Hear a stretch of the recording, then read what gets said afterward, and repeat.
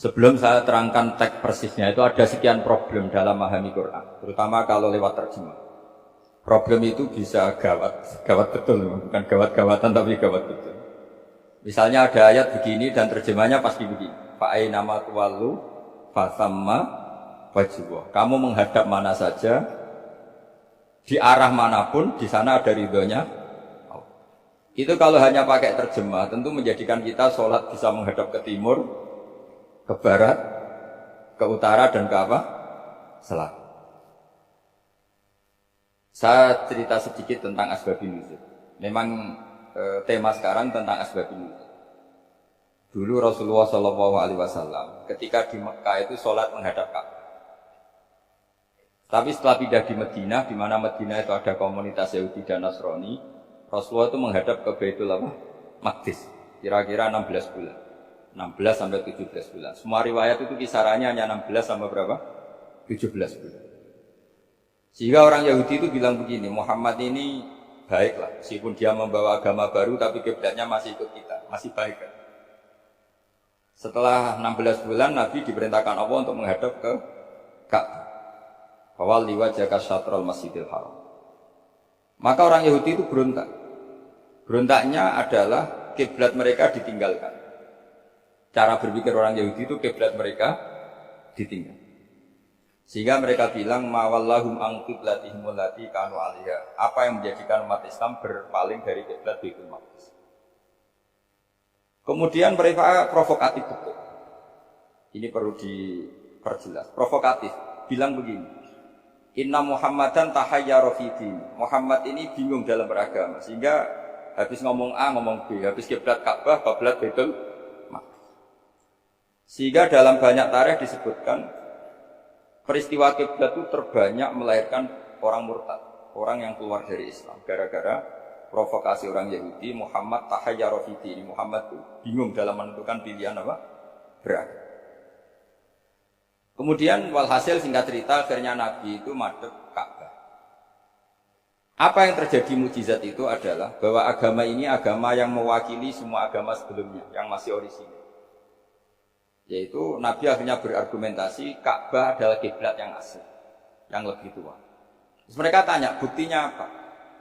Dijawab oleh Quran, fihi ayatum bayyinatum maqamu apa? Ibrahim. Ka'bah bukti tertua adalah di situ ada makam Ibrahim. Makam itu jejak kaki. Ya kalau bahasa Indonesia makam itu kuburan. Kalau dalam bahasa Arab makom itu jejak apa? Jejak. Sehingga diketahui oleh sejarah, dibuktikan di situ ada jejak kaki siapa? Nabi Ibrahim. Sementara nisbatnya Baitul Maqdis itu adalah kepada Nabi Musa dan Nabi Harun. Yang ini adalah turunan dari Nabi siapa? Ibrahim. Hikmahnya apa? Begini, sebagai bukti bahwa Baitul Maqdis pernah menjadi poros Islam atau poros Tauhid, maka Nabi Muhammad pernah disuruh menghadap ke Baitul Maqdis. Buat inget-ingetan kalau ini pernah menjadi poros apa tahu. Tapi tetap tua-tuaan masih tua apa? Ka'bah. Nah, kenapa tua Ka'bah tadi? Karena Ibrahim adalah Abul Anbiya, bapak dari para. Dan di situ ada jejak kakinya. Fihi ayatum bayyinatum maqam. Bukti itu belum cukup. Dibuktikan lagi bahwa Ismail kecil itu hidupnya di Ka'bah. Kita tahu sa'i baina Safa wal Marwah adalah karena Siti Hajar sedang mencari apa? Jadi ada bukti sekian, bukti empirik bahwa Ibrahim itu kiblatnya itu Ka'bah, bukan Baitul. Sehingga ada kata-kata fihi ayatum bayyinatum maqamu.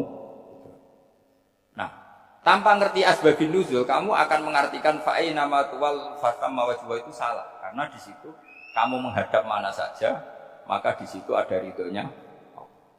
Maka para ulama memberi catatan, maksudnya begini, kamu menghadap kemana saja, asal itu yang diperintahkan Allah, maka di situ ada ridhonya. Harus seperti itu maknanya, disesuaikan dengan konteks asbabun nuzul. Tanpa seperti itu tidak bisa. Dan masih banyak lagi kepentingan tentang asbabun nuzul. Jadi problem sekarang adalah banyak mufassir yang hanya mengartikan dari terjemah. Itu bahaya sekali. Sehingga ada orang yang menikah secara mut'ah. Itu kan mirip kayak transaksi zina. Mereka berdalil famastam taktum bihi minhunna fa'atuhunna ujurahun. Perempuan yang sudah kamu nikmati yang penting kamu bayar. Terjemahnya seperti itu. Karena ujur itu jamaknya ujroh. Itu fatal sekali. Padahal ayat itu begini, settingannya begini, setting siakul kalamnya atau asbab nuzulnya begini. Ini sekaligus, memang saya sengaja ngaji dengan tema yang berat untuk penghormatan pada yang ngaji. Kalau temanya ringan kan kayak TPG. Jadi ini supaya gue keren-kerenan, ini ada doktor Pak Oni pernah dekan Fakultas Hukum. Jadi kalau saya nanti salah tinggal ditangkap saja, gampang kan? Tapi nangkap saya berurusan dengan Tuhan. Jadi kalau orang dekat Allah itu yang tanggung jawab ke Allah. Jadi dia bisa menang di kepolisian tapi kalah di hukum Tuhan. Jadi, kalau berhadapan-hadapan dengan saya. Begini asbabun nuzulnya begini. Wal muhsanatu minan nisa yang awal juz 5 itu, ya kita santai aja. Yang awal juz 5 itu sebetulnya maktuf diatafkan pada ayat hurrimat alaikum ummahatukum wa banatukum wa akhwatukum wa ammatukum wa kholatukum wa banatul akhi wa banatul ukhti. Jadi perempuan yang haram dinikah itu ada 7. Yang faktor nasab, yaitu siapa? Ibu, putri, saudara putri, bulik dari bapak, amah itu bulik dari bapak, kholah itu bulik dari ibu, keponakan dari saudara lelaki, keponakan dari saudara perempuan. Ini disebut haram karena nasab gen.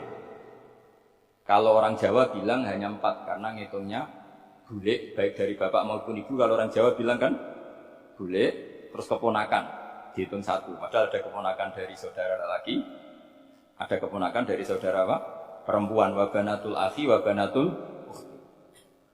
Terus kedua haram karena rodok. Kita tahu dalam hukum Islam rodok adalah sama dengan nasab. Jadi ibu yang pernah menyusui kamu berarti jadi ibu kamu.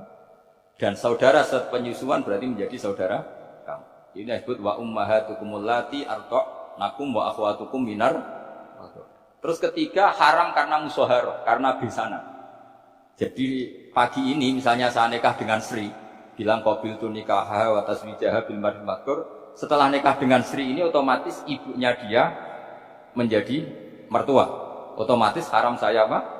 Nikah. Ini namanya haram karena musyaharah. Atau kamu punya anak Zaid. Zaid pagi ini akad dengan Sri. Berarti Sri adalah menantu Anda. Otomatis haram bagi Anda. Itu namanya haram karena musyaharah, karena bisanan. Itu yang disebut waroba apa haram-haram itu kan saat terus itu wa ummahatu nisaikum. Apa ibu dari istri-istri kamu. Memang ini agak jelimet, tapi memang syaratnya mufassir harus biasa jelimet. Jangan hanya nyari partai ayat-ayat untuk kepentingan partai. Wah itu ngeri. Kacau Quran dipakai kampanye.